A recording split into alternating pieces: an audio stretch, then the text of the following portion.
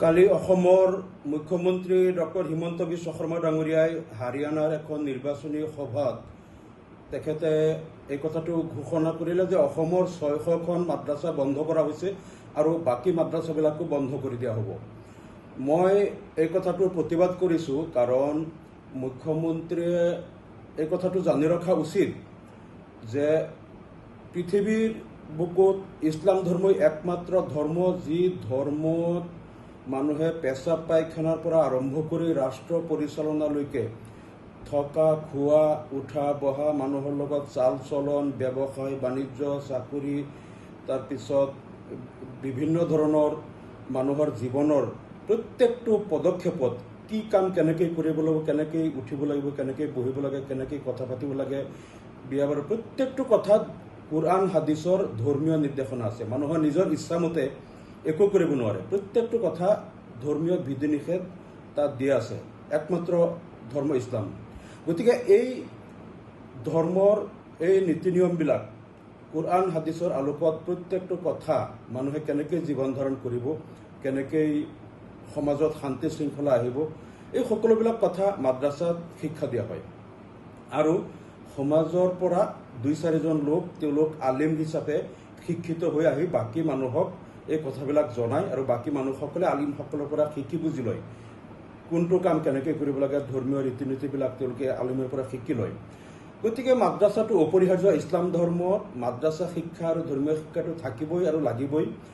আৰু এই যে মাদ্ৰাছা শিক্ষা আৰু কুৰাণৰ শিক্ষা বন্ধ কৰাৰ যিটো অপচেষ্টা, এইটো মুখ্যমন্ত্ৰী হিমন্ত বিশ্ব শৰ্মাই প্ৰথম আৰম্ভ কৰা নাই। এইটো 1500 বছৰ পূৰ্বে যেতিয়া কুৰাণ অৱতীৰ্ণ হৈছিল আমাৰ নবী হজৰত মুহাম্মদ সাল্লাল্লাহু আলাইহি ওয়াসাল্লামৰ ওপৰত, কুৰাণ যেতিয়া নাজিল হৈছিল তেতিয়াই কিন্তু কুৰাণৰ শিক্ষা যাতে মানুহৰ ওচৰত যাব নোৱাৰে, কুৰাণৰ শিক্ষা বন্ধ কৰাৰ কাৰণে তেতিয়াই আবু জেহেল, উতবা, আবু লেহেব, সাইবা, তাৰপিছত ৱালিদ বিন মুগিৰা, এনেকুৱা যিসকল নেতৃস্থানীয় তাৰ কুৰাইশসকল আছিল, তেতিয়াই তেওঁলোকে কিন্তু এইটো সৰ্বাত্মক প্ৰচেষ্টা কৰিছিল যাতে এই কুৰাণৰ বাণীবিলাক মানুহৰ ওচৰলৈ যাব নোৱাৰে। আৰু সেইকাৰণে তেওঁলোকে কি কৰিছিল, আৰৱৰ প্ৰত্যেকজন মানুহৰ ওচৰত গৈ পেলাই কৈছিল যে মুহাম্মদ এজন পাগল হৈ গ'ল, তেওঁ যাদুকৰ, তেওঁৰ ওচৰত নাযাবা, তেওঁৰ কুৰাণৰ বাণী নুশুনিবা। আৰু আৰৱৰ বা অন্যান্য দেশৰ পৰা মক্কালৈ যিমান মানুহ আহিছিল, সেই মানুহসকলৰ ওচৰত আগতীয়াকৈ তেওঁলোকে গৈ পেলাই কৈছিল যে তোমালোকে ইয়াত মুহাম্মদ নামৰ এজন মানুহ আছে, তেওঁৰ ওচৰত নাযাবা, তেওঁৰ কথা নুশুনিবা, তেওঁ যাদুকৰ হয়, আৰু তোমালোকে কাণত আঙুলি দি ৰাখিবা তেওঁৰ ওচৰত গ'লে।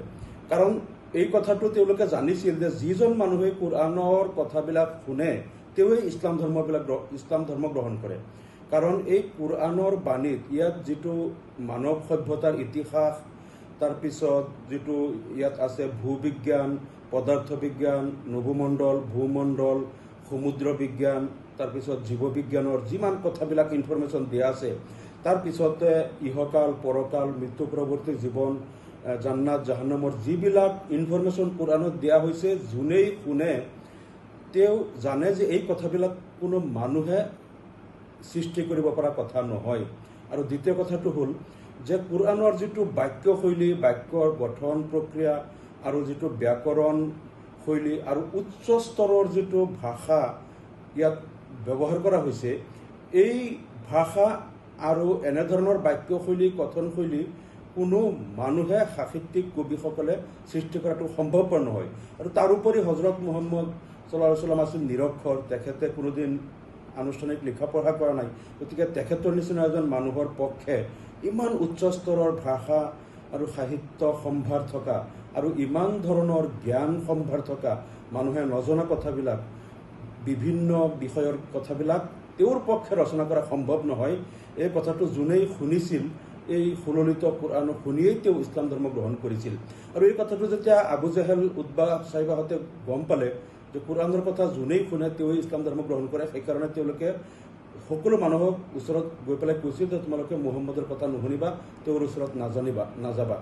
বাহিৰৰ মানুহবিলাকক যেতিয়া কৈছিল তোমালোকে এই মানুহজনৰ ওচৰত নাযাবা, কাণত আঙুলি দি ৰাখিবা, এই মানুহজনৰ ওচৰত যাওঁচোন, গৈ পেলাই শুনো তেওঁ কি কয়। বাহিৰৰ মানুহ আহি পেলাই যেতিয়া তেওঁৰ কথা শুনিছিল, বহুতে কিন্তু তেতিয়া লগে লগে কলিমা পঢ়ি ইছলাম ধৰ্ম গ্ৰহণ কৰিছিল।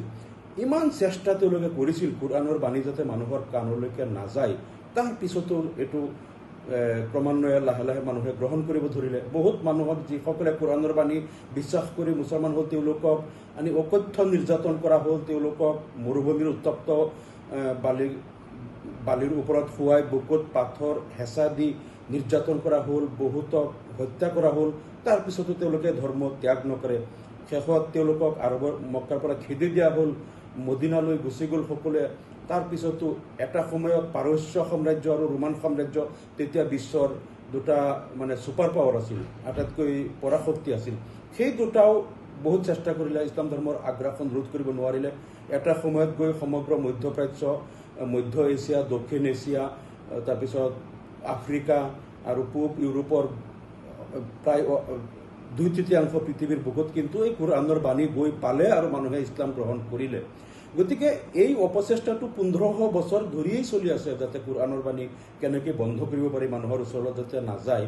এইটো আমাৰ মুখ্যমন্ত্ৰী হিমন্ত বিশ্ব শৰ্মা ডাঙৰীয়াই এতিয়াহে তেওঁ আৰম্ভ কৰিছে, কিন্তু 1500 বছৰেই এনেকুৱা হাজাৰ হাজাৰ নেতাই, হাজাৰ হাজাৰ লোকে অপচেষ্টা কৰি আছিল যাতে কোৰাণৰ শিক্ষাটো কেনেকৈ বন্ধ কৰিব পৰা যায়, যাতে মানুহৰ ওচৰত যাব নোৱাৰে। কিন্তু এইটো কোনেও বন্ধ কৰিব পৰা নাই।